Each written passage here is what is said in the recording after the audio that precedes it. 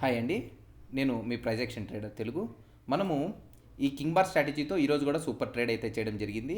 ఎవరైనా buyers, option buyers మంచి profitable రేషియోలో ఉండాలి అనుకుంటే ఓన్లీ కింగ్ బార్ స్ట్రాటజీతోనే సాధ్యమవుతుందండి. మనం కింగ్ బార్ స్ట్రాటజీని బాగా అర్థం చేసుకొని చేయగలిగితే మంచి మంచి ప్రాఫిట్స్ అయితే చూడొచ్చు.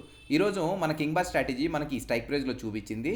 మనము ఈ కింగ్ బార్ స్ట్రాటజీలో ఇక్కడ చూడండి 20 రూపీస్లో అయితే మనం ఎంట్రీ తీసుకోవడం జరిగింది. మన టార్గెట్ అయితే 40 రూపీస్ పెట్టుకోవడం జరిగింది. అంటే 20 రూపీస్ ఎంట్రీ, 40 రూపీస్ ఎగ్జిట్.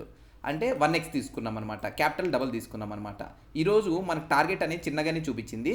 ఒక్కొక్కసారి మన టార్గెట్ అనేది 2x నుంచి 10x మధ్యలో ఉంటుంది, 1x నుంచి 10x మధ్యలో ఉంటుంది. సో ఈరోజు కూడా చూడండి 5x వెళ్ళింది, బట్ అయితే మన టార్గెట్ 40 రూపీసే ఉండడంతో సో బడ్జెట్ కూడా ఉంది అనేసి ఎక్కువ రిస్క్ చేయడం ఎందుకు అని చెప్పేసి మేము 1x ఉంటే 1xే టార్గెట్ పెట్టుకున్నాం. ఒకవేళ మనకి ఇక్కడ జోన్ దాటితే మన నెక్స్ట్ టార్గెట్ ఉండేది 5xే ఉంటుంది. సో మార్కెట్ ఏం చేసింది, 1xకి వెళ్ళింది, తర్వాత మళ్ళీ కంప్లీట్గా జీరో అయిపోవడానికి వస్తూ మళ్ళీ ఒక స్ట్రైక్లో దాని 5x అనేది మన సెకండ్ టార్గెట్ అనేది రీచ్ అయ్యి మళ్ళీ వచ్చింది.